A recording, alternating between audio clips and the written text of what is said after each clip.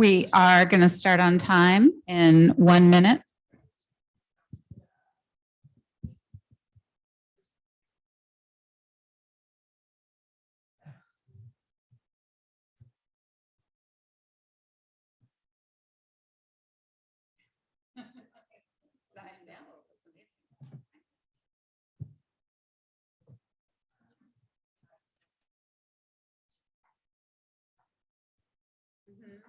That was one of them, yes. Something coalition, California Coalition of Rural Housing. And they have an intern right now with Northwest. Neighbor works on it, but that's the only one they have.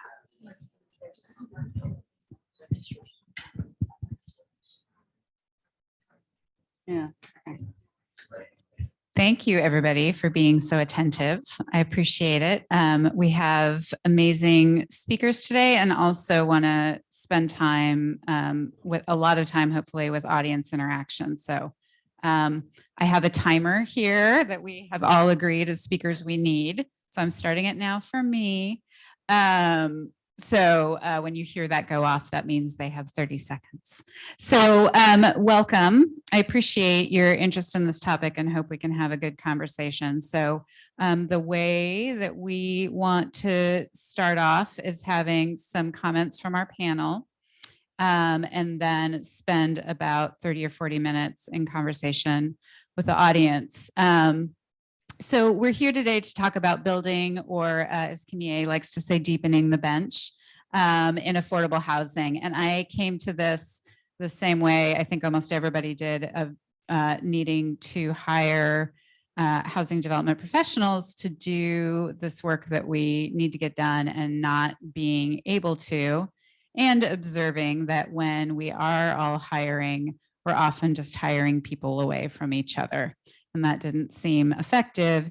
And it is also true that in Oregon, the place I know, a lot of affordable housing development professionals look like me, or white, and that was not necessarily suitable for the kinds of folks that we wanted to be providing housing for and doing a good job of it.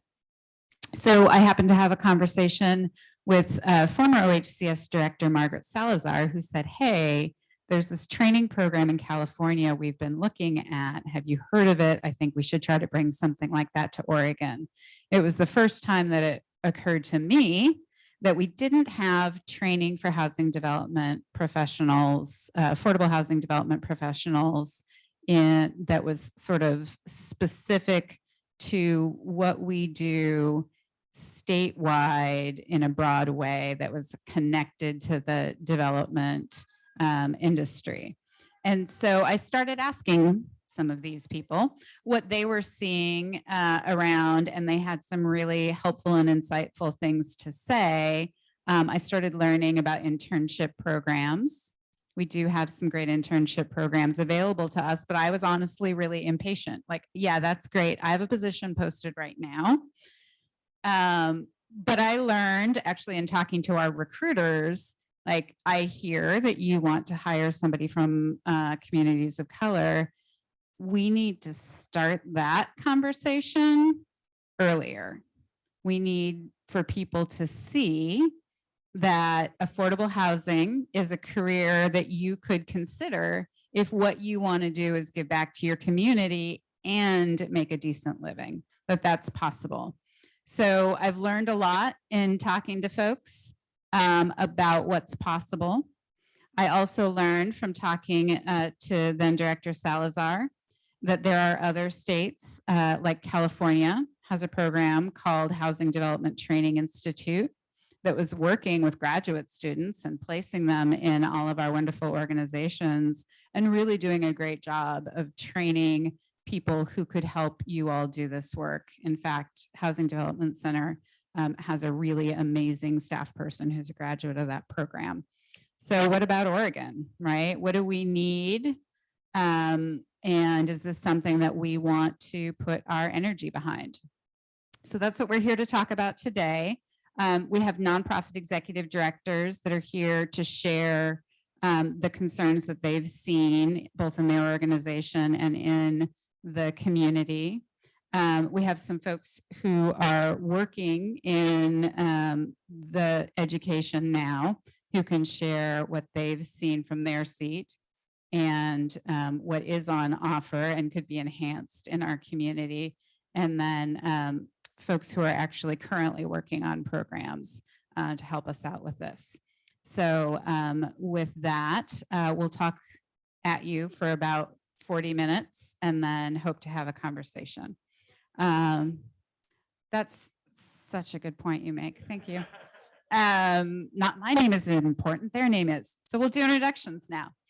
So I'm Traci Manning. I am the Executive Director of Housing Development Center. And I will turn over to our panel to quickly introduce themselves and then we'll get started. Good afternoon. I'm Nathan Teskey, Director of Benestar.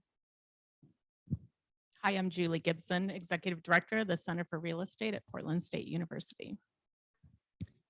Good afternoon. I'm Kimberly Horner. I'm the Executive Director for the Portland Community Reinvestment Initiatives. We go by the acronym PCRI, and we're celebrating our 30 years in existence as an affordable housing nonprofit.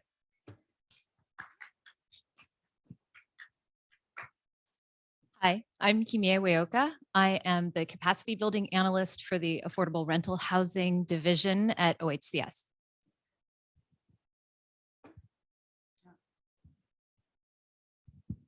Okay, so we will start off with Kimberly and Nathan.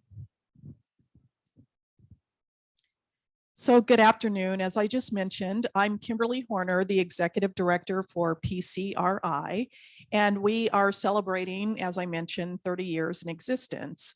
Our organization was primarily led by an executive director for almost 28 years, and I came on board in 2019. I would like to introduce one of our board members who's in the audience, Andy Catugno, who is an executive for Metro. So thank you so much for being here today.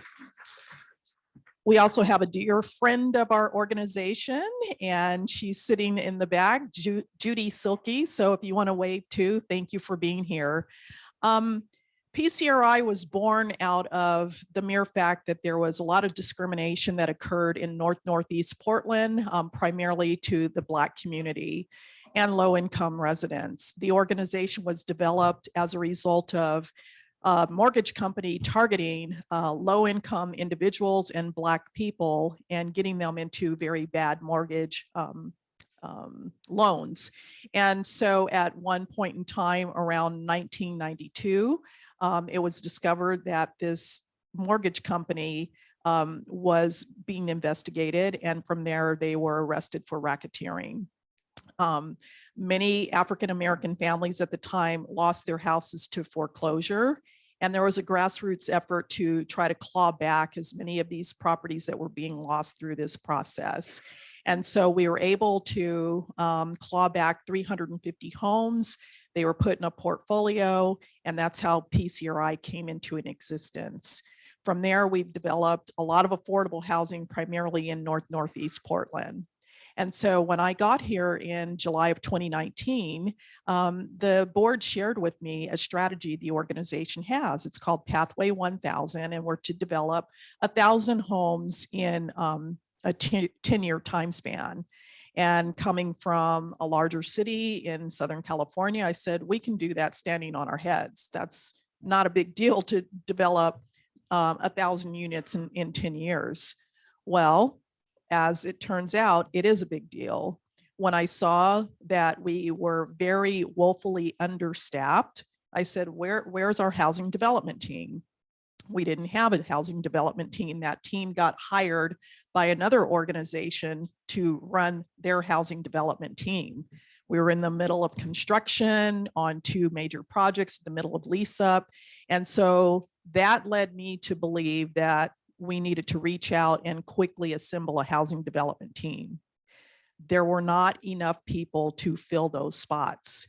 Because we're a culturally specific organization, that too led to complexities.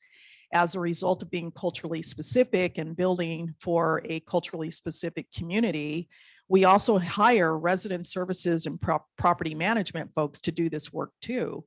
Well, that team was also anemic in terms of its amount of staffing. And that's where I really quickly found out that there is a staffing issue here in Portland when it comes time to developing affordable housing units. As I looked a little more deeply into what the situation was, I could see that our staff was getting hired by the for-profit community that could afford to pay our staff bigger dollars. In addition to that, they were checking the box on the diversity, equity, and inclusionary provisions that many of them are up against to satisfy other needs from lenders, from the state, from the city, in terms of developing a project or receiving funding to develop.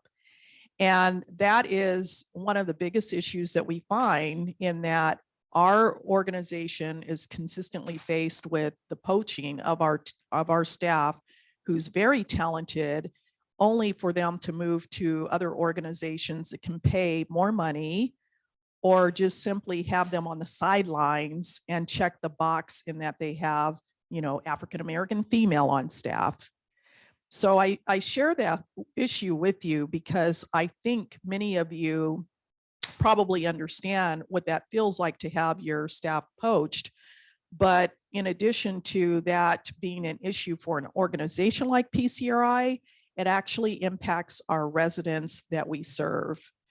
Many times when you're culturally specific, the people that you serve need to work with people that are relatable, that can speak through life experiences and help those individuals.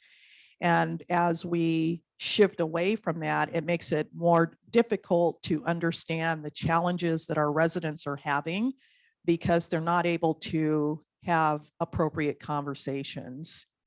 Also, our staff, they too are people that need affordable housing.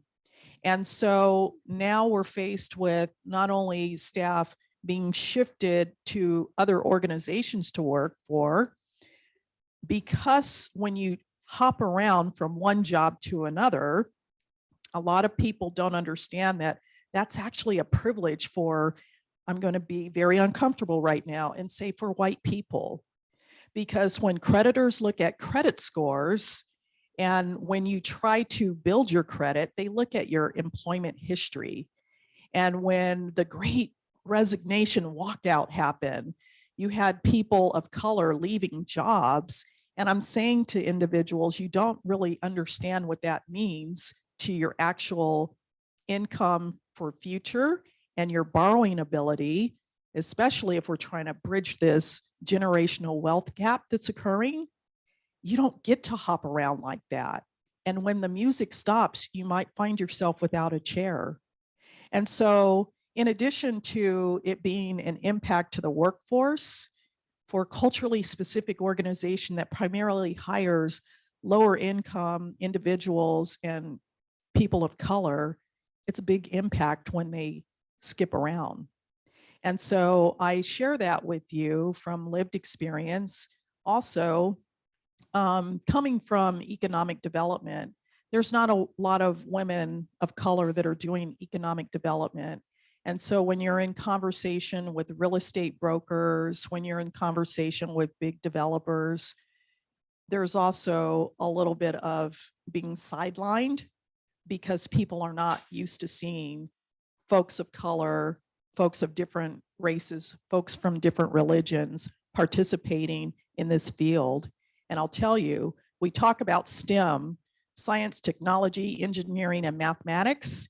We need to add a C to that, and that's construction, because that is an area where if we can focus our attention and get people into construction at various levels, at very early ages, that's a game changer. That's where you build that generational wealth. So thank you for allowing me to be the first to speak. I don't know if my time's running out. So I will pass the microphone on to our next speaker. Buenas tardes, everyone. Good afternoon. I'm Nathan Teskey, Executive Director of Bienestar. We are a community-based affordable housing organization rooted in Washington County. Everything Kimberly said really resonated with me, I have to say. I think there's a lot of really rich conversation to be had there. I'm a very fortunate person. I'm white, as you may detect. I've had the great good fortune to work for almost 20 years now in Latino serving organizations at El Programa Hispano, Hacienda CDC, and now Bienestar. Bienestar's mission is to build housing, hope, and community for the well-being of Latinxes, immigrants, and all families in need. We try to live out that mission in a number of different ways. For a little history, since Kimberly shared PCRI's history, I thought it was worth mentioning. Bienestar's history is really rooted in the farm worker community of Washington County. It's a community that has been in place since World War II or even before. So it's a very long-standing part of the community in Washington County. Our first project, different but not dissimilar from what Kimberly described, was a project in Forest Grove that was 49 units for farm workers that faced tremendous opposition from the neighbors and the community there, because they knew that the residents were going to be primarily Latino and agricultural workers. So different geography, some different issues, but a lot of similarity in other areas. So I have a perspective. There's a lot of overlap with what Kimberly said, and some of it may be generalizable to others in the room. Obviously, if you think of the mission statement I just read, our focus is very much on equity and serving these communities that we're part of, and we want to hire from that community in the areas that we're working. And housing development and asset management in these complex fields, can be intimidating, but we have tried very hard, and I'm very proud to say that the 5 people that we've hired since I've started in those areas are all themselves bilingual, bicultural from the community that we're part of. My perspective specifically on housing development is that, yes, trainings are great, but it's very much a learn by doing kind of business, right? You get into it. It's very hard to describe. I just thought of something I'll throw in.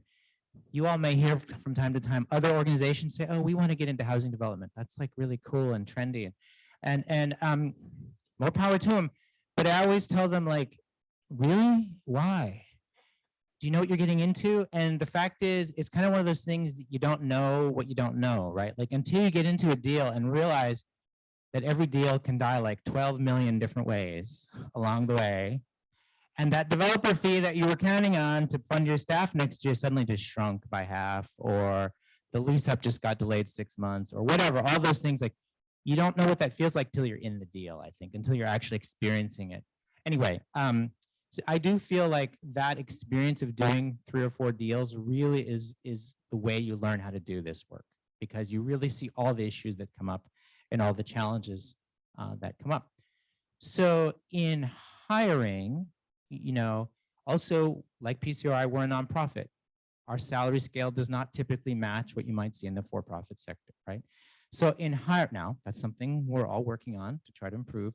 But in hiring, what our strategy has been is try to hire smart, ambitious Latinos, Latinx people, for the most part, to match the community we're serving, and catch them at this point in their career where hopefully they're good for like 5 years. That's kind of now, more than 5 years would be good if they're doing a good job. Everything Kimberly said about being poached, like 100%, I agree with that. And I just want you all to think about what happens from an equity standpoint. Like, if we hire somebody, they get really good at their job, and then they get a better salary to work for somebody else. In some ways, that's not a bad outcome. Like, okay, that's a positive outcome in a certain way, and we've trained somebody.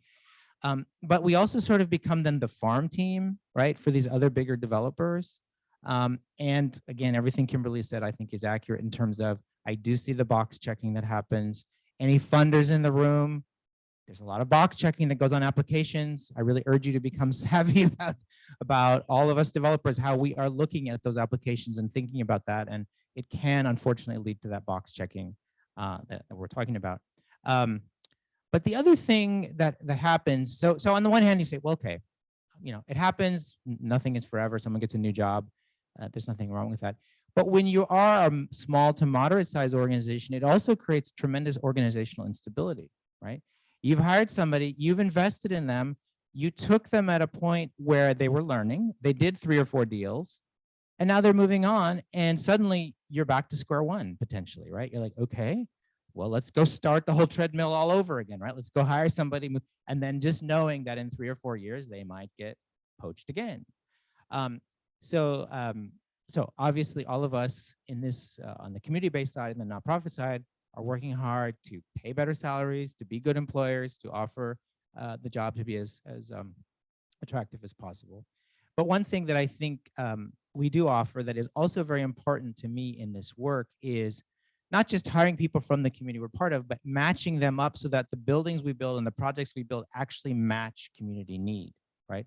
And my experience has been that in our case, given our mission and our geography, having staff, whether it's asset management or development, who are themselves bilingual, bicultural, and have a work, they're all, by the way, almost all the people we've hired come from immigrant households themselves. Mom and dad were immigrants. And so they just have a perspective and an ability to connect to community to understand what they want.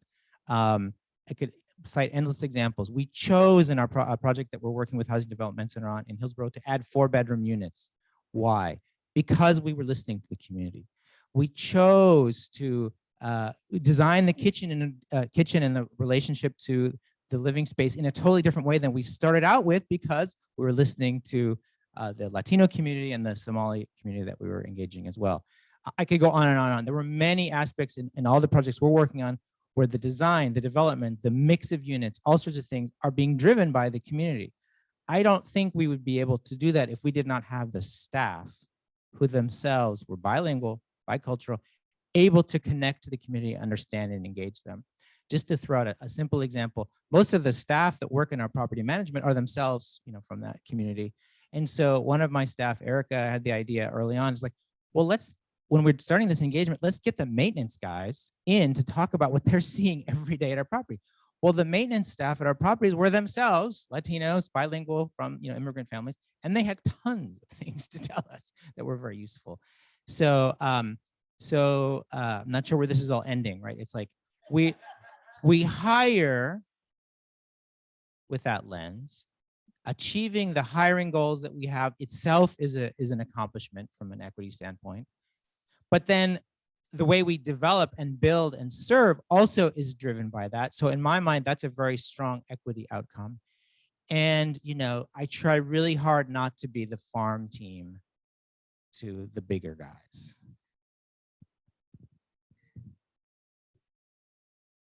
Thank you. I learned quite a bit, actually. My name is Julie Gibson. I'm the director of the Center for Real Estate at Portland State. I'm happy to be on this panel and share just from my perspective with students, really a different lens from what we're seeing.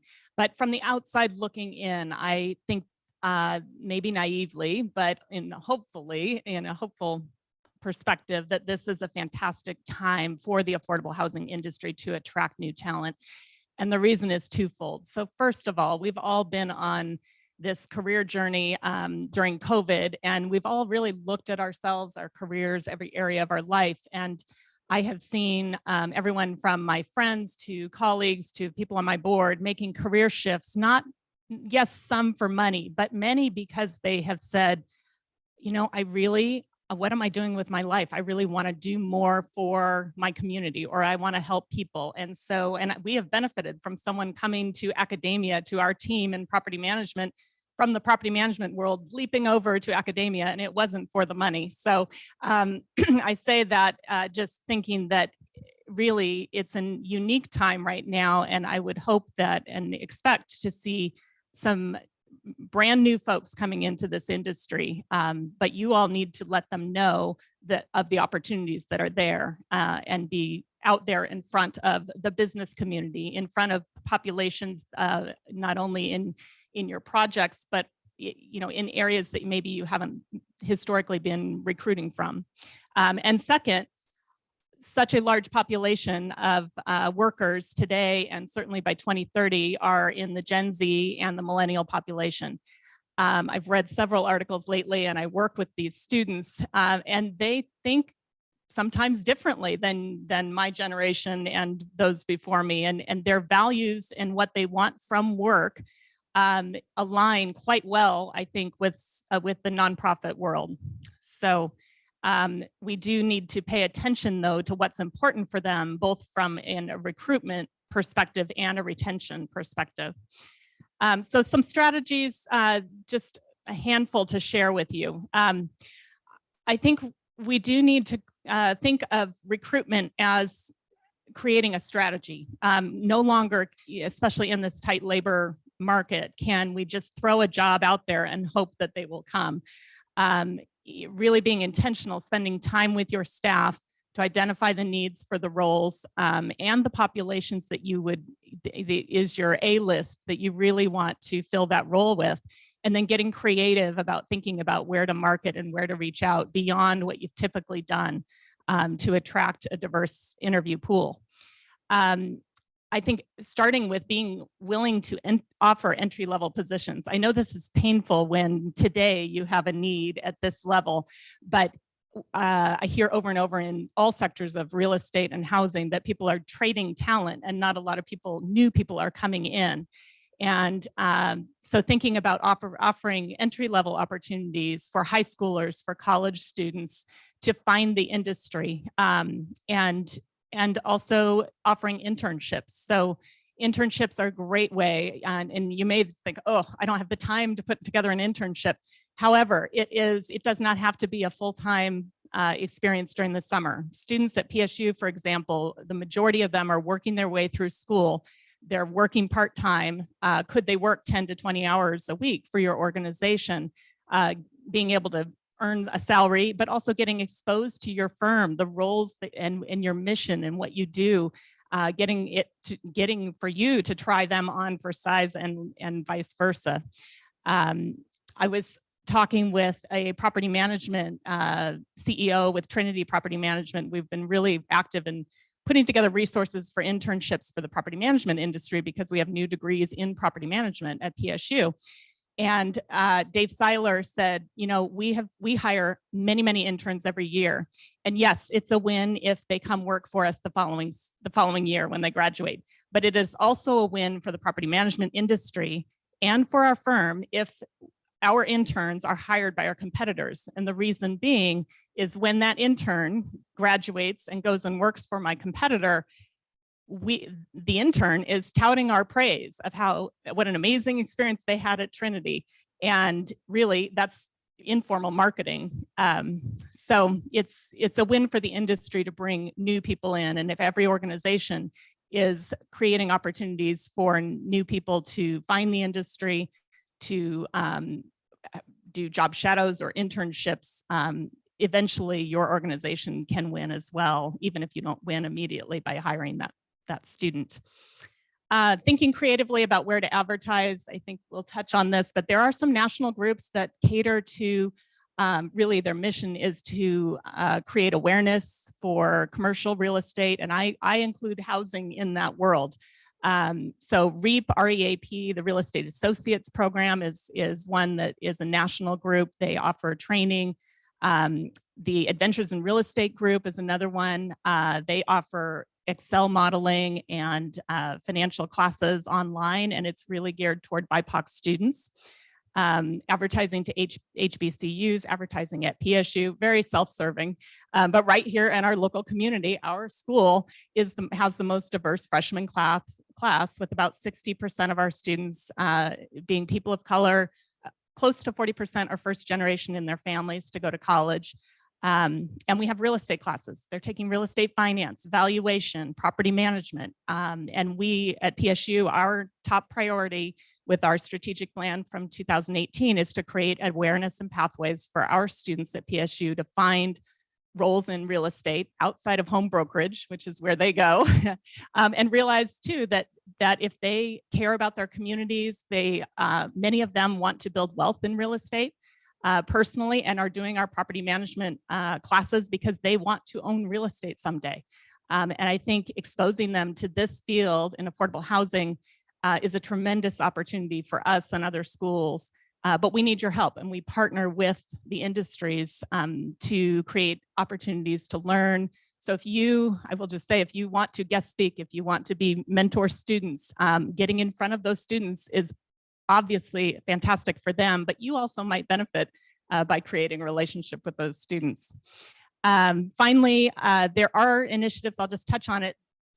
It's exciting, the commercial real estate industry, ULI, NAOP, CREW, several organizations have come together to create what is now called a DEI Real Estate Collaborative Group. And the idea is, how can the groups, the organizations, and their members collectively work to advance diversity in commercial real estate? There's lots of efforts going on with ULI's urban plan, CREW's working with PPS to create awareness about real estate at the high school level, et cetera. And I encourage all of you, we need affordable housing practitioners in those groups, in front of high schoolers, in front of college students. So become active, and I can also be a resource to connect you to some of these opportunities.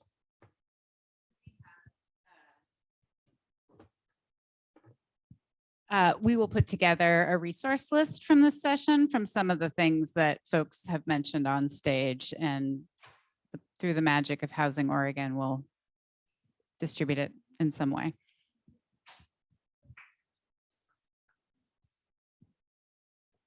So I, as I said before, I'm Kimie Weoka. I oversee and coordinate a subset of the General Housing Account program called the GHAP Capacity Building Program. That's within the Affordable Rental Housing Division. And you know, in preparing for this, I went back and looked through even some like paper brochures from the late 80s to see, you know, what has been kind of the history around professional development and support for professional development through OHCS. There has historically been a desire and an understanding for of the need for capacity building around housing development professionals. But it has always been fairly narrowly interpreted.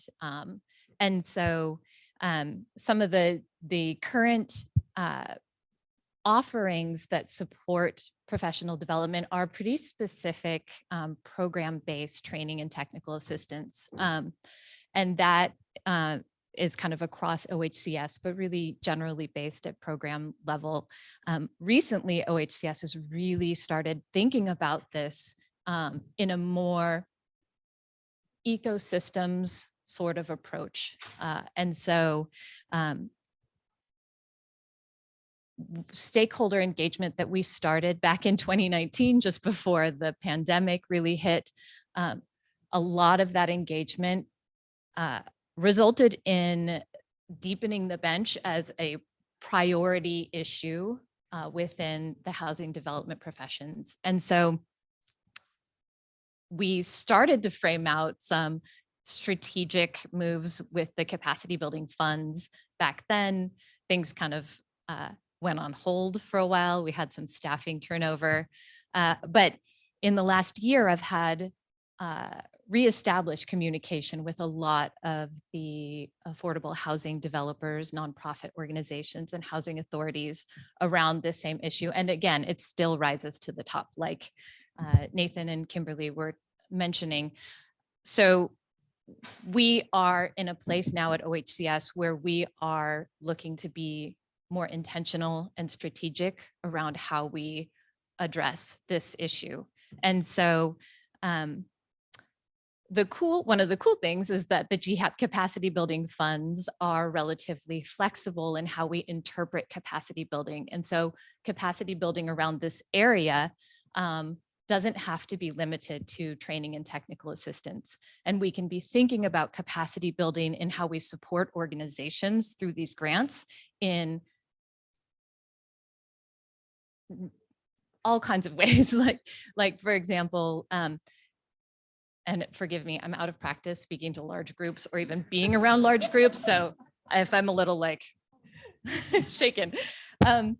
So, you know, one of the things I think Nathan and I even discussed at one point was, could the capacity building funds be used to increase pay so that we can be more competitive, because retention is a really important piece.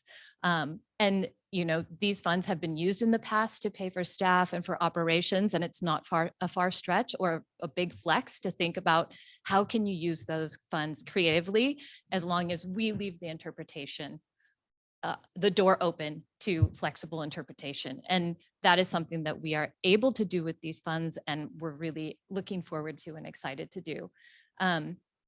One of the things that stakeholder engagement and the feedback I'd gotten over the past year that I've been in this position really elevated was the need for regular and ongoing capacity building support.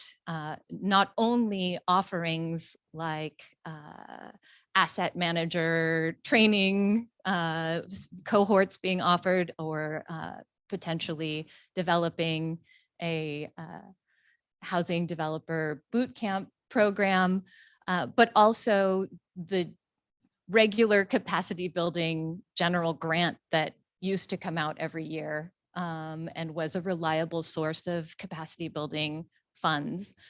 So that is one of the things that we are actively working to relaunch right now. But we are also pursuing and engaging in conversations and hoping that this conversation is a jumping off point for some ongoing discussion around what would it look like for Oregon to utilize some of these funds to build a boot camp program, much like the one that California has, and what does it need to have as key features to it? Because a lot of those successful programs not only have training and mentorship and apprenticeships, but they also provide a lot of other really important key supports in building your first deal or capital support for getting things rolling. So these are all things that are being discussed, and they're on the table, and we're in a really exciting place with the capacity building funds because of the hiatus that the grant making took and has taken for a little while. We have funds in that account that we can think and do things both in an ongoing way as a capacity support around workforce development and training, but also thinking about something that could be more transformative for the industry here in Oregon. Use up my whole time, sorry. Thank you. So Brian Hoop with Housing Oregon was going to join us. He is also organizing this whole thing, so he got called away. But Brian has also been interested in this topic and has started to do a little research into some of these other programs. And so we as a panel didn't want to leave you the impression that there aren't resources that are available or that we could look at as models if we did decide as a community in Oregon, this is something we wanted to expand. So I know I'll mention a couple, and I think anyone else. So this boot camp program is the Housing Development Training Institute. It is funded, I believe, in all communities by LISC and then a banking partner. So there's a couple in California. I know there's one in the Midwest. They are a larger, longer program, and we'll include this in the resource list. So I have also spent some time, a little bit of time, if you are aware of the Contingent. They have a program in addition to the internships that PSU offers. The Contingent has a program called Emerging Leaders, and it is specifically for BIPOC youth. They tend to be in their latter years in college, either going to school in Oregon or from Oregon and here on summer break. There's a couple, I know Network for Oregon Affordable Housing, NOAA, has used their program, Community Housing Fund and Proud Ground, and then a couple of architecture firms. So those are some of the folks I've talked to. You know, one that comes to mind, so ULI launched here locally Urban Plan, and students are given, and they did it with Prosper Portland initially through a community urban plan, and then last year did it through Grant High School. with the CTE program. And then this year, this fall, they'll be piloting it at PSU in a real estate development 1 class for undergrads. And so they're looking for volunteers. You can get trained as a volunteer and then go in. It's a short time commitment, but it really, students are working, you know, our class is 30 students. They're in teams of 4 or 5 students, and each one takes a role. So someone has the finance role, someone represents the community neighborhood association, someone is doing market analysis, and they put together a full development plan for a multi-block site with parameters. And so the goal is to expose students to these fields of development, but also the understanding of the push and the give and take that takes to make projects happen and achieve community goals, achieve financial goals. So that's a good example of a place to plug in and help train students. And they're looking at also, I think it's De La Salle High School at launching it later this year at there. And Crew's going into Portland Public Schools to do kind of a day in the life of commercial real estate, but housing will be a piece of that. So there's a few organizations locally doing that.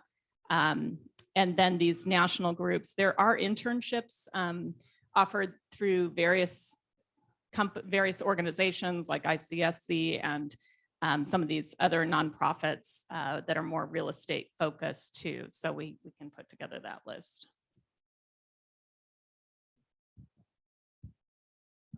Also, probably the National Development Council. That's another good one. We do send our new employees through some of the training that they have there. It's a little bit expensive, but it's really well worth it. And investment in your employees is really big. And that's another way of retaining your good employees. So there are some really interesting projects going on across the country. Not as many here in the Pacific Northwest, but we are trying to encourage them to expand. I know that Enterprise has a program called Equitable Path Forward. I think that they mostly work with people and organizations that have some development experience, but are looking to build that out.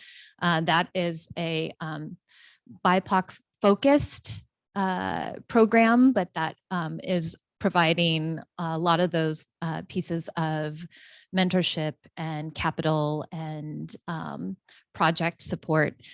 Also, somebody in my last session was from the California Coalition for Rural Housing. Apparently they have a rural developers fellowship that is taking applications soon, and that will be for rural developers all up and down the West Coast. So that's something that she was encouraging people to look into if you're looking to do rural development. I know that our own at OHCS are, I always get this, the letters jumbled up, MWESB, SEB, ESB. The MWESB program also is looking to provide some education and support with certification for contractors and for for-profit small businesses. And then also, you mentioned LISC. See, I'm trying to think. Anyone else? No, yeah, there are a number of programs, you know, out there to support development for for-profit developers, and not as many that I've found that are for the nonprofit developers. So hopefully we can address that with our work moving forward.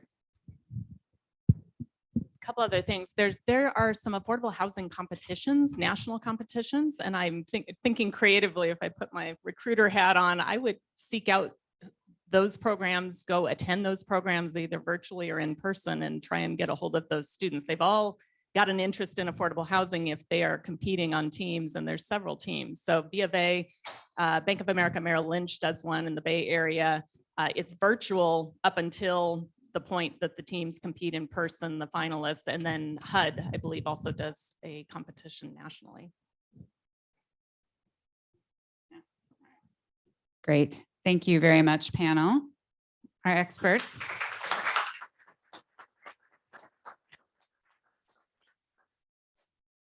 So what we really wanted to do is get the expertise and the interests and what you've been experiencing from the audience. I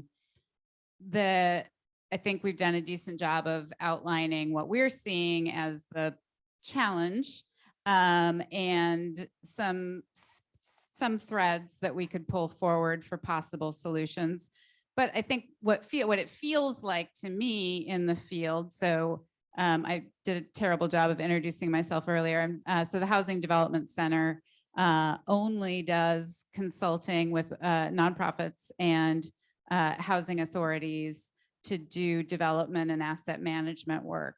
And so we hire a lot of people, or we try to hire a lot of people in this field. And so from my seat, it does not feel like we have a cohesive system yet. When Anya Lehalova told me that when she got to Portland, at least, there was only one Black architect registered in the entire state, which I found staggering. So there's clearly not a great continuum here now. I know this community is got the smarts to figure it out. I also am interested in knowing if it's one of the most important things your organization is facing, right? Because for us to do this, it's going to take our time, right? I mean, one of us is going to call and say, hey, do you have time to do a meeting every other week for the next year? We're going to solicit our funders like OHCS and the banks and the investors and, whoever else to put money into funding this. And that's money and time that won't go to some other project. So I want to hear what people's interest is and what you're seeing and what the problem is and what strikes you from what you've heard or what you know is the solution, some solution you want to contribute into the pool. But I also kind of want to understand, honestly, is this the thing that is most plaguing your organization? Do you think as a community, we should try to create the system in Oregon? So with that, I think we have it like a half hour. I set an alarm because I don't have a watch. And I know enough of you in the audience that I will start calling you out if you don't volunteer to talk. So would love to engage in a conversation. If you want to ask questions of any of these smart people, I would recommend that as well. Please do a better job than me and introduce yourself when you talk. All right, my name is Traci. Oh, crap, no, I was kidding. My name is Grant. I work with CASA of Oregon, and I do think, to answer the question, Traci, that is an issue that is plaguing our organization, and it's really interesting to hear a lot of the things that the panel had to say. So thank you all for putting this together. One of the things that was mentioned was kind of this farm team. I'm fogging up here.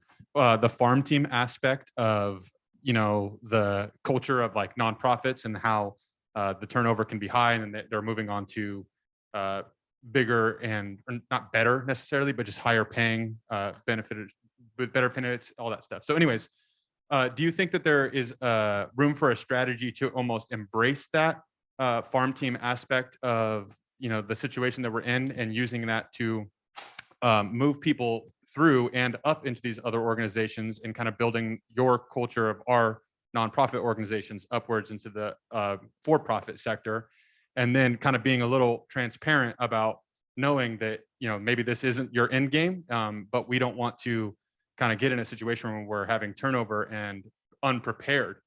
So just kind of, and the people who that impacts obviously the most is the people we're serving, because they're the ones who are having to deal with new staff who are constantly turning over and maybe not trained, and then by the time they are trained, they're moving on. So to re-summarize all my ranting here, is there have you experienced or experimented with trying to embrace that strategy of being the farm team, and has that been successful, and what are the downfalls that you've seen if that has been the case?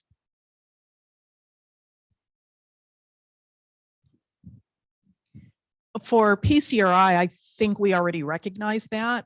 And it is one of the reasons why we pair with consultants that can help us keep projects moving when we lose staff.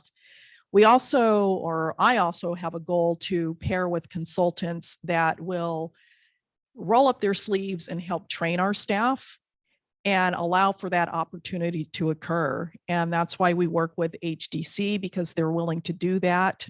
There's another consultant that just entered the room, Second Stories, Steve Van Eck. He is always, he is on one of our developments right now and pushes up his sleeves to help get staff trained up in this aspect. But at the same time, very good steward of our record keeping in the event staff transitions out, because we do know that we're preparing people for the future. It feels icky, but we know it's our reality. That's a good question. Thank you. I'll just, Son, I'm not entirely sure what you mean by embrace it. I do agree with what Kimberly just said. And I would also agree with her that it's important for organizations roughly our size to plan for resiliency. Consultants is not a bad way to do that, to have them, because, you know, if Traci, God forbid, leaves HDC tomorrow, I know HDC will still be there, right? For example, or whoever it may be. At the same time, I would push back a little bit in the word embrace. It's like, so I'll just be honest, right? We're allowed to be honest here, right? If just to take my organization as an example, if we work and train somebody from our community and they become really good at this and they go work for an organization whose headquarters is in New York or San Francisco or Montana or some other random place, not naming names, right? It doesn't matter how good they are. They're still reporting to New York and San Francisco. And nothing against those places or the people who work there. They're just not, it's not the same. They're not going to have the same local considerations. They're not going to know the community as well. And they may go to their boss in New York City and say, hey, I've got this guy. And the boss might say, yeah, well, you know what, our board's not going to go for that. So we're not going to do that, right? It's not going to make enough money for us. It doesn't fit our model, whatever, right? So I would say something is lost when that happens. When groups like Unistar, PCR, and others lose somebody who's got that experience, I don't think that's recapturable to the industry we're in if they just go on to somebody else. I'm not saying that's a bad thing. Maybe it's a good thing for that person, and maybe it's a good thing for the field writ large because it's diversifying. So, but I don't think it's the same. So I don't know if that responds, but. Well, we're talking a little bit about retention. I'll bring up the topic that some people are probably in the room not wanting to talk about is virtual work, right? And thinking about, okay, if your organization can't pay what the for-profit entities can, what other benefits can you offer that are in line with the DNA of who you are that might fit your organization, be attractive? So, you know, virtual work, I read a study this week in preparing for this by Deloitte, and they survey every year Gen Zs and millennials and what's important to them.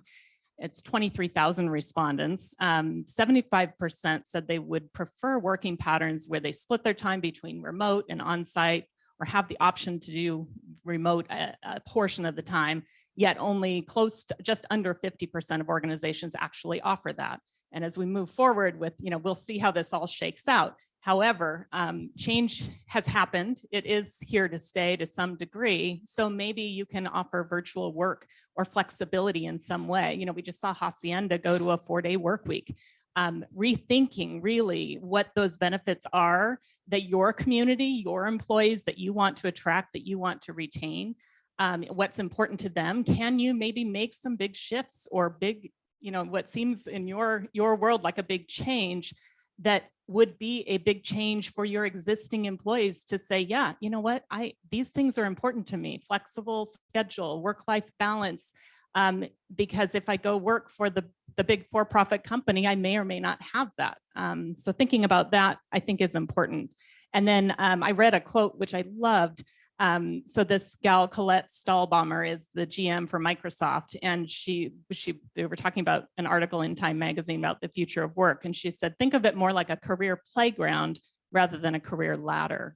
And thinking about, are there opportunities for your existing employees to grow in knowledge without leaping out of your organization, but maybe it's a lateral move where they're not making more money, but they get opportunities to build new skill sets, learn from others, and really having those conversations, not just at the annual review, but throughout the year so that you don't lose them before the annual review.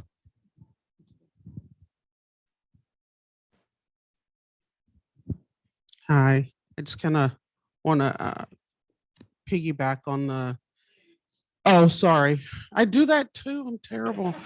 I'm sorry. Kimberly Bacon, Urban League of Portland. I struggle with embracing too. Just because Portland is unique in that you can't just replace a person of color with another person of color when you have a place that has hardly any people of color. And then you talk about historically that they didn't have access. So you're also talking about people who don't have the qualifications. And so it's great to embrace farm mentality when you have a large pool of people to supplement that train of thought. And then my other thing was, I mean, Hacienda 4-day work week, loving you. However, I mean, historically, nonprofit work has always been, I do 5 jobs, right? And I don't know how we change that culture. You may not get some things at a for-profit place, like, but you're only doing one job at a for-profit place. Like, you're doing the job you got hired for. You're not doing the job you got hired for and another job that you really need to hire somebody for, but you can't afford to hire somebody for. You got to find funding for that.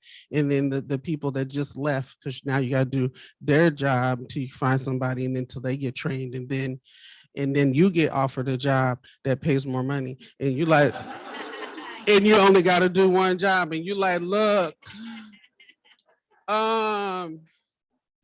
I know I'm in management, but and they pay me pretty good, but I only would have to do one job, right?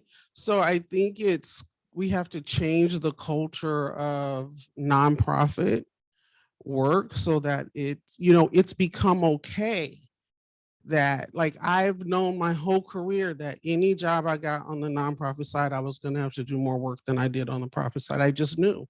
And I accepted that when I would apply to those places. But I also pushed back on that when I would apply for not-for-profit places, like, because I was tired of working for. So I think lots of change has to happen. We have to have culture change. We have to understand that Portland is unique in many models that work in other parts of this country. For Portland in particular, won't work for many things, not just this, but lots of things, because Portland developed historically, culturally, and racially different than any place else in this country.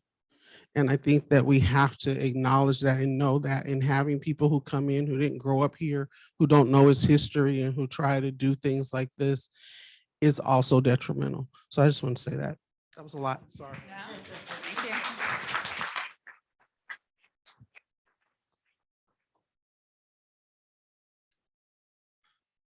Gonna make me work for it. Steve Van Eck, Second Stories. I have 2 questions that are kind of in conversation with each other.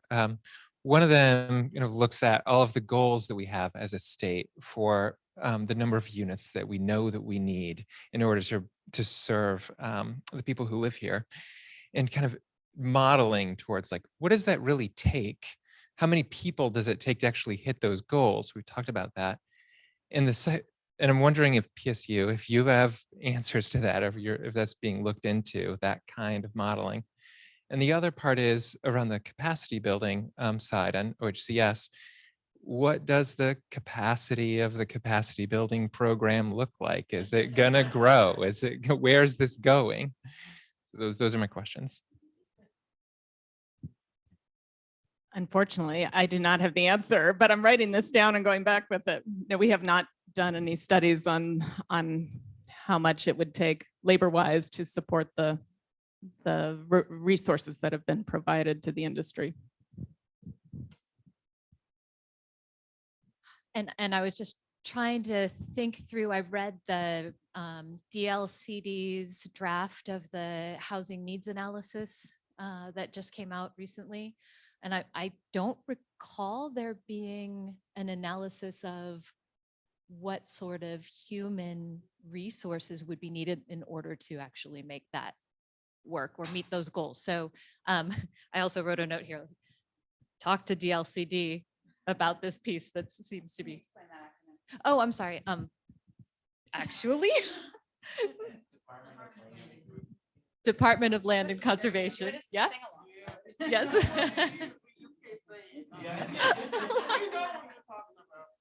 Sorry. So their draft report is out. That's the Oregon Housing Needs Analysis. That's also a really important document for everybody to be familiar with. And they're in draft form and taking public comment right now. So this may be a comment to add to that. As far as the capacity of the capacity building program. Last I checked, there was over $7 million in the capacity building GHAP account. Historically, we have, yeah. Can't have it all. Well, I know. Historically, we have not operated in a particularly strategic way around it, but that is changing.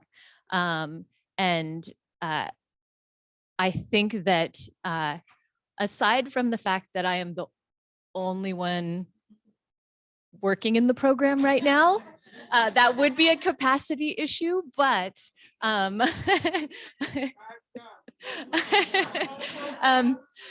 but the good thing is I don't have to do it alone, right? So I'm part of the policy and planning team, which is a team of really excellent colleagues, as well as I have the ability and capacity to contract out and bring in lots of smart minds to help us build out a larger capacity building strategy for the state, and not just for the state, but also targeting specific areas of capacity building that are in greater need, like workforce development, as well as for specific community groups and geographic regions. So there is financial capacity and we can be creative with the human resource capacity, and there is a lot of appetite on the part of leadership to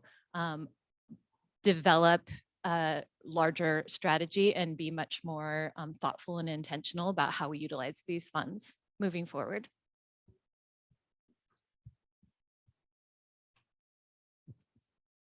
Someone back there, I'll get to next. Good afternoon. My name is Marcel Neff. I'm here from Seattle, Impact Capital. We're a very small CDFI lender. And my experience speaking to this goes way back from commercial banking. I spent 20 years in Michigan working for super regional banks, and we had great success with internships. Not that we waited until the year started and posted it, but we reached out to, that was limited to inner city high schools in Detroit. And the goal was to recruit first-year high school students for a short few-week summer internship program and hope they will come back the second year. And then eventually, after graduation, that they would enter our credit analyst program. That was very successful, and I took that over when I worked for a regional bank that had a more decentralized organization, and had great success there. And I think it's also an opportunity to have input from the next generation of adults, because we are all, yes, I am, but a lot of others who are not as old as I am, we are old.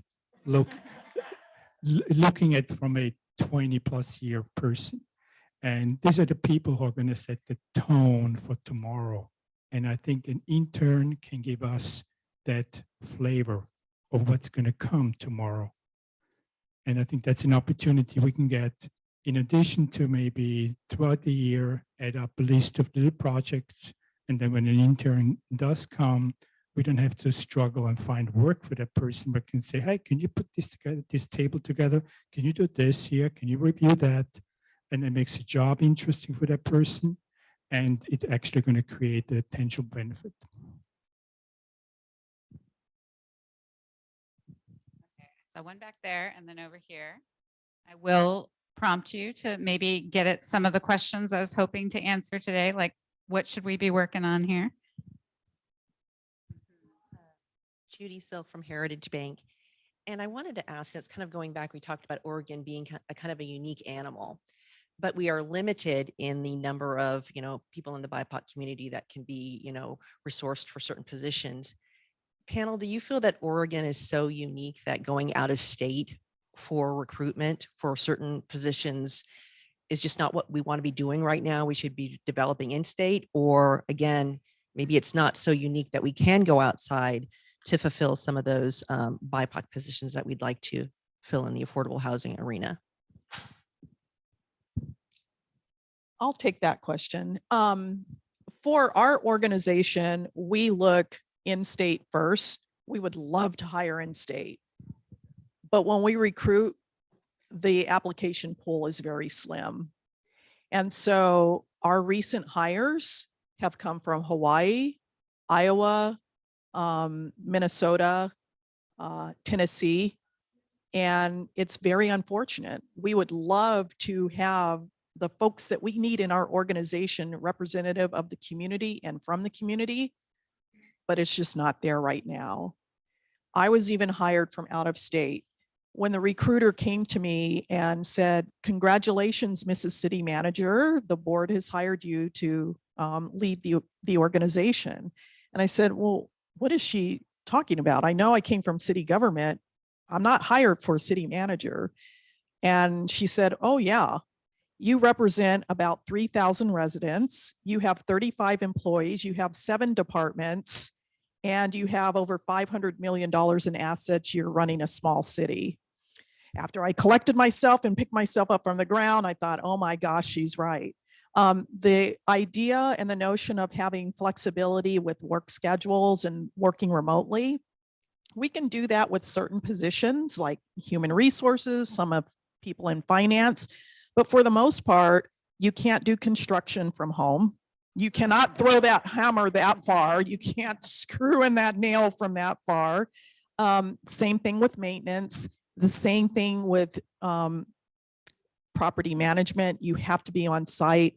Resident services, when our residents who historically are traumatized because of the things that have happened in Portland need a tissue, our resident services team is right there to hand that person a tissue. And so their trauma does not have specific hours. So we have to be on site 5 days a week. Some of us are at it 7 days a week.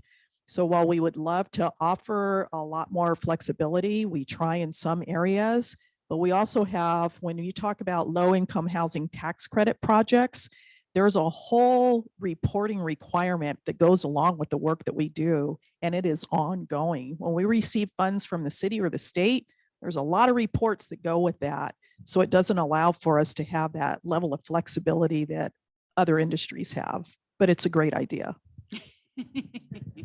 I'm going to be very self-serving here. You step on Portland State's campus in a non-COVID world. Actually, this week we are back, and it looks a lot unlike the rest of Oregon.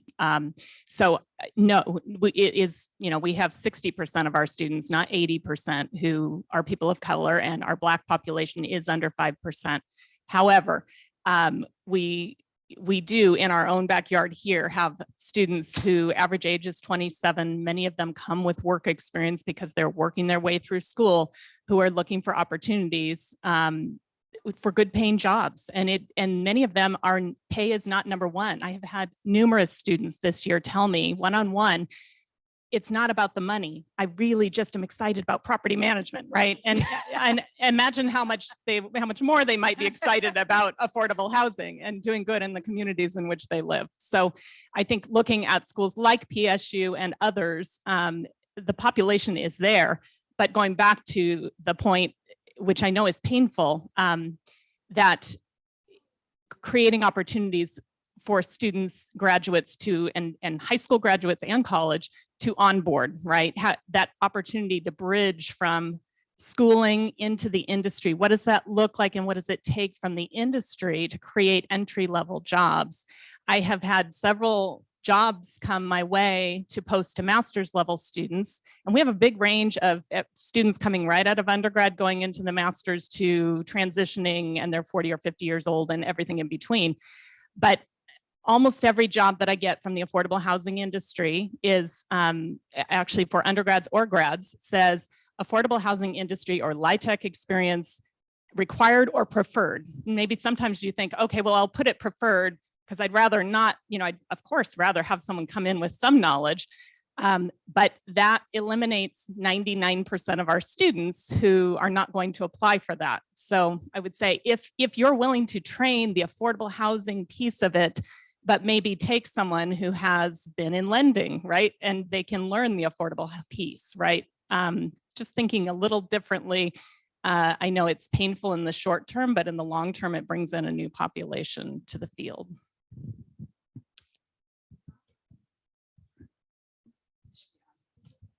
Hi everyone. Hi Tracy. I don't know if you remember me. I worked at Hacienda as an intern, and I bugged you a lot about a performer, and you always respond to me. I don't.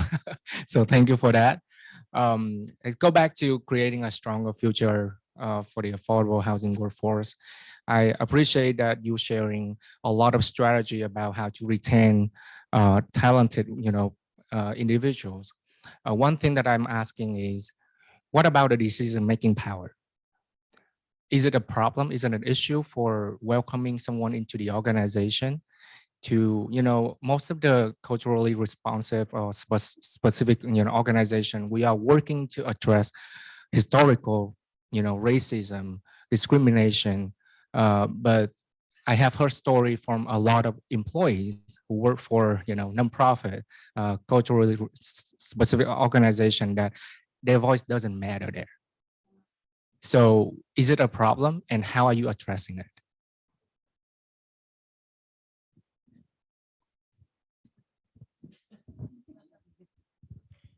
I don't think there's going to be one answer for every organization. So I can just speak to our organization.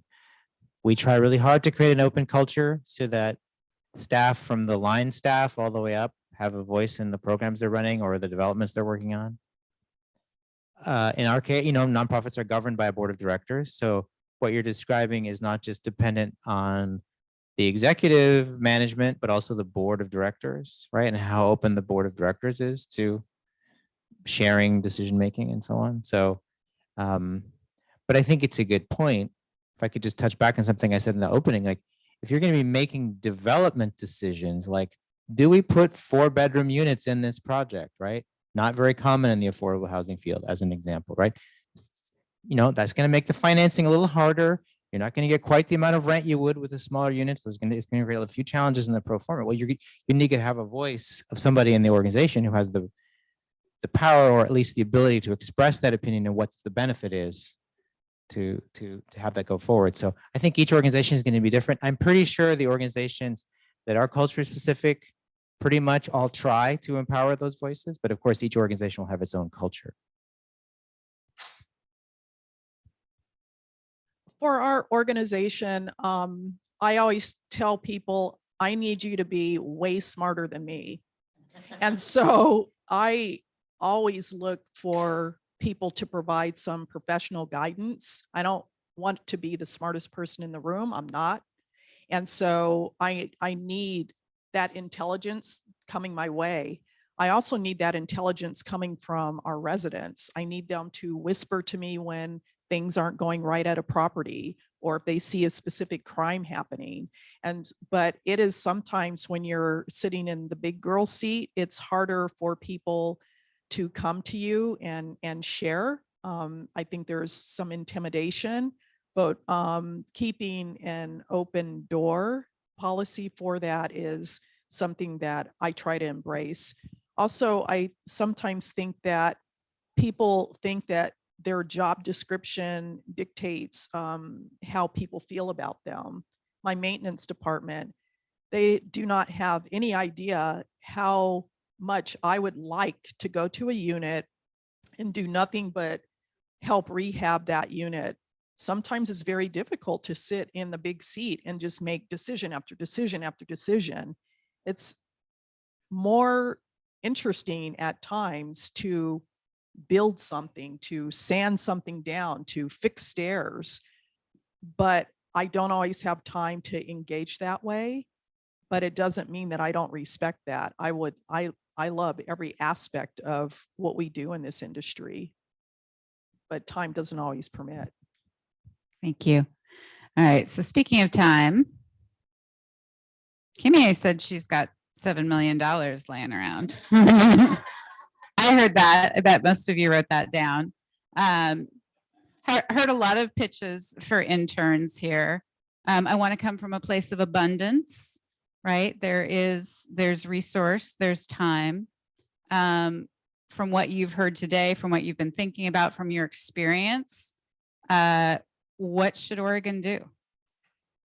Oregon, I'm going to wave my hand. Okay, Marcel, I'm not letting you off the hook either. You're in Oregon right now, so. Can some of us speak who are Great. on Zoom? Can some of us speak who are on the Zoom meeting? Turns go. Okay.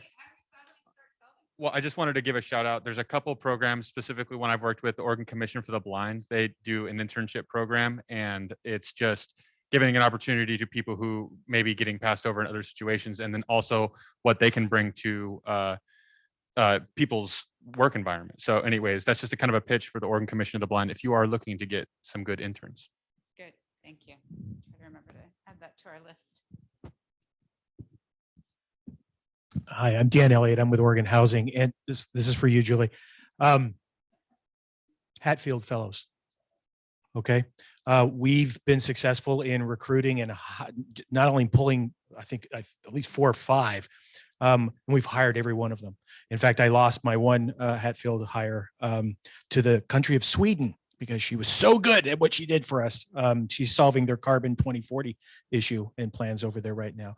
So what I want to offer to you right now is I have 2 spots that I'd like to bring in some Hatfields. So let's talk. And then I have a follow-up for Kimberly. Kimberly, you brought an issue. You brought up STEM and you added construction to that, which I totally wholeheartedly agree with. And some of the issues that I think some of the developers in here also are trying to deal with is not just bringing in staff to put together the deals to put together, how to put together a deal, how to do your pro forma appropriately, how to get those debt ratios correct. There's also another element of how to get your contractors and your actual brick and mortar people to finish the project on time, right? So that it doesn't scare away your investors because they're not going to get done in time. It's not going to meet their deadlines for getting people in there to pay rent. So that makes the investors.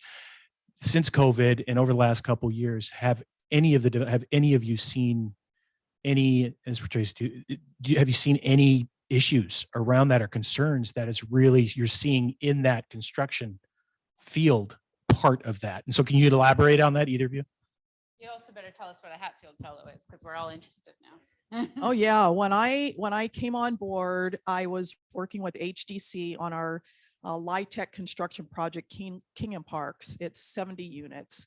And HDC came to me and said, we're in this shotgun relationship. We were paired with you by the city of Portland because they've got an investment in this and you lost your entire housing development team. And by the way, your construction project, to our knowledge right now, is $400,000 upside down. I said, okay, well, we're still early into it. I think we can solve for that. That's not an issue. As we dug deeper, is 1.2 million. It ended up being 1.6 million. That was in February of 2020. The financial institution said, we're going to either do a cash call on you to solve for that big gap that you have in your construction project, and you must guarantee us that that project's going to get completed. We firmly believe that when we start a project, we need to finish, and that's where I lead from. And I said, we are not going to let the residents down that need housing during a pandemic.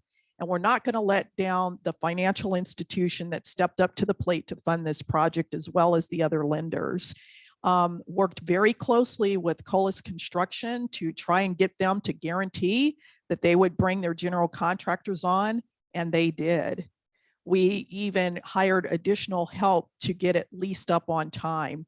But for those who have not done something like this before, getting a construction project of that size completed during a pandemic was probably the hardest thing that I've ever stepped into. So that's a very important question that he raised, because a lot of people think that this work is easy, and it's not. It is a big, big challenge, and we made it through that milestone. We reached loan conversion. I see my financial person in the back who was there through this process too, but it took us almost 2 years to reach loan conversion, which meant we had heavier carrying cost. It was a big deal, very important, especially for anyone that thinks that they can just step into this industry and build affordable housing. First of all, good job, Kimberly. That's impressive. I'm going to say something slightly contrarian. I want to throw water on this idea of internships a little bit. Not that it can't be good for the field and the industry, but for organizations like ours, it can be a lot of work to have somebody there for a year. I mean, you're essentially, by taking an intern, let's say it's for a year, you're essentially signing up for that farm system I described, but on a faster time scale, right? You're just like, okay, you're going to be here for a year. I can tell you, if I go to my housing team, and I've done this, by the way, the opportunity, Kimia, you mentioned from California, and I say, well, do you want to do this? We can get somebody for a year. It isn't met with applause. It's met with, well, okay, so I'm going to spend a couple of months training this person. Then eventually maybe they'll get enough capacity to do certain things. And then about 8 months later, they're gone. Like, that's not a great setup for, at least for the organization that I work for. So to me, we've resisted taking some of those opportunities, because even though on paper it looks like more capacity, you're like, oh, you got another person. Okay, but it can actually be more work than sometimes it pays to have. Just something to think about. Your point is completely valid. I think it is, internships are one strategy, and I think every industry needs to be active in many ideas. But if multiple organizations are doing the internships, hopefully the industry as a whole benefits. There are other things we would love this year. One of my goals for the year is to do a job shadow in real estate, program. So it's a half-day ask of employers, and a student can go spend an hour with 4 of your employees in different roles, give them exposure to your firm, take them to a project and see and interact with the residents and see, what you're building and who they're serving, or who you're serving, and call it good. But it's that exposure, you can just light the fire under students and create that awareness through some low-hanging fruit activities, in addition to if you're able to actually host a student for an internship. Anyone? Yeah, back there.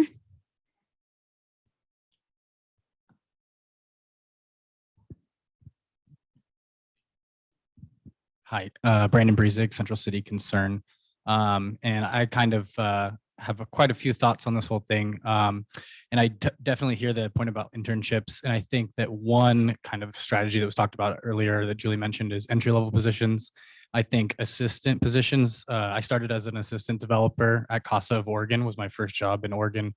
And having those kind of intermediary entry-level, so it's not just project manager, real estate director, and then executive director. There needs to be like more steps in between. So you have development assistant, project manager, senior project manager, so that people can stay. Because I think a lot of times there can be, we need 3 to 5 years experience, or you need to have 15 years of experience. There's kind of one or the other. Another thing that was mentioned earlier was boards being kind of, closed off from sharing decision-making with staff. I think that's where board representation really comes into play. I know there are many diverse boards, but then there are also very not diverse boards. So whether that's residents, people that you're serving on your board, having representation. I know some organizations are chodos, and so that's required of them, but some that aren't, making that leap to really diversify your board, to really hear your staff, hear your residents. I think that's super helpful. Yeah, I got other thoughts. I think NeighborWorks America was one thing I don't think I've heard talked about as far as really getting deep into the wonky things, the Development 101 and the second one after that as well. All the material that Novogradac provides. I think when you're talking about people coming in with no experience, putting them through, maybe a makeshift boot camp of all the resources that we do have, I think is really invaluable. That's what I did as I started as an assistant. And now I'm, progressed in my career. I have a master's degree in real estate. Hi, Julie. So, yeah. Thanks. And we've got a few in the audience and we're running out of time. So I'm going to limit, instead of back and forth, I'm going to try to get all audience now. Hi, I'm Sarah Williams. I am an underwriter with Enterprise. I just want to highlight that mentorship has been a really big deal for me in my career, both being a mentor to others and having a mentor. Enterprise has a specific mentorship program that they created, and it's created a lot of opportunities, I think, reflecting back on the playground comment earlier, where I could do some cross learning with asset management or other departments, and it has really helped with my retention. And then also I do have a question on the capacity building. I was curious if that would cover consultants, thinking through the lens of, organizations that maybe have lost their entire development group and want to hire someone who can learn from the consultant through the development process. And also for those groups that think that think that development would be fun and they have a plot of land that they could develop on, and, just in the sense of trying to get as much housing as possible. Let me grab one more question from the audience. And then I know we've got Stacy wants to make sure Julie mentions the new certificate program. So we'll do one last sweep from the panel. All right, there's somebody over here. Yep. Oh, thank you. Hi, I'm Sarah. I work at Bienestar. I work in fund development. And so hearing all of this, it makes me think the answer is money. We need money. Please give us money. We need creative long-term funding sources. I love the capacity building grant. We also need a capacity sustaining grant. Once we built the capacity, we need to keep it going. So that is my solution. Thank you. Concise. I just had in listening to everyone talk, there's just kind of like needs spoken. And what I remember you talking about at the beginning, Tracy, was the role of HDC in creating a program. And what I heard is that the students need experience and expertise and knowledge, and that the culturally specific agencies don't want to be like a farmhouse. And so there's a way that is a role that HDC could possibly play in training up the people. So that way especially with nonprofit capacity, when you're doing 5 roles, and how are you going to train somebody for a couple months who's only going to be there for a year? I was not actually suggesting HDC specifically, but thank you for that. All right. I lost track of time, so I'm a bad moderator is what we've all learned. And so 1 minute or less from each panel member, and then they'll probably talk to you afterward. I don't have any more pearls of wisdom, so I'll just pass it on. I'll just share, you mentioned the affordable housing certificate. So yes, thank you, Stacy. We have a brand new out of the School of Urban Studies and Planning affordable housing certificate. I believe it's 5 courses and it's a graduate certificate. It includes an affordable housing finance course taught by Katie Such, formerly with PNC Bank. That's a virtual course, but it's real estate finance class, affordable housing, a couple of affordable housing courses from the planning school. I think market analysis is in there as well. So anyway, that is available as well as if you're a lender or a syndicator, our affordable housing, not affordable housing, but the real estate investments and finance certificate, again, 5 courses, but one of those can be the affordable housing finance. And then the master's program is a joint program with the planning and business school. And our goal, and it really is a differentiator compared to national masters. We want our students to have the real estate fundamentals, but also the bigger picture study of the development process from start to finish and how the built environment affects communities and can change communities. So there's my pitch. We're hiring. If you want to come work for a fun organization that is culturally diverse, come work for PCRI. I want to thank everybody for coming today because it is a very, very important conversation. We couldn't do the job that we're doing without the line staff, without the board of directors. It takes a village to really get this work done.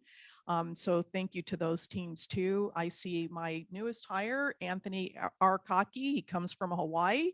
Aloha. He staffed the mayor of Maui, and now he's staffing me in my position. He's also shadowing everything I do, which is why you see him here today. And so you talk about that cross training. We're already on that. So thank you for having us here today too.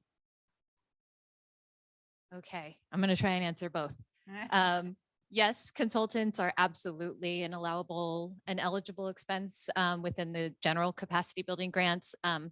I think there's another element there too of making sure that approved project sponsors know that there are elements of those sorts of kind of emergency needs around bringing in a consultant if you happen to lose your team mid-project.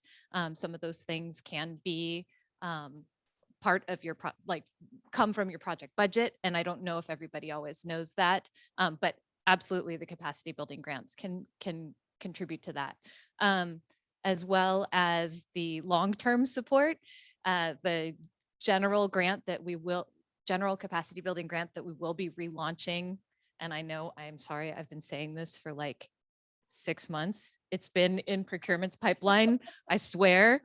I am watching the wheels grind so slowly, but it will be launching, and that currently is built with a up to 3 years total extension, so that you don't have to reapply every year, at least for that period of time. And there are things that are already built into that based on the conversations that I've had and our stakeholder engagement that will allow for that to be used for apprenticeship, or for there's an incentive built in if you're going to be offering an apprenticeship or hiring on additional staff to build your capacity. And so that will like bump up your total allowable amount too. So there are features that are built in based on the conversations that we've been talking about, but there are also, like I said, there's quite a bit of money that we could be doing some really great stuff with. And so I look forward to developing this conversation further so that we can work on getting some other projects launched and out the door. I want to thank our panel very much. This is not the first time they met to get ready for. We need to plug, Kimberly's got some flyers here for the 30th anniversary. So, so thank you very much.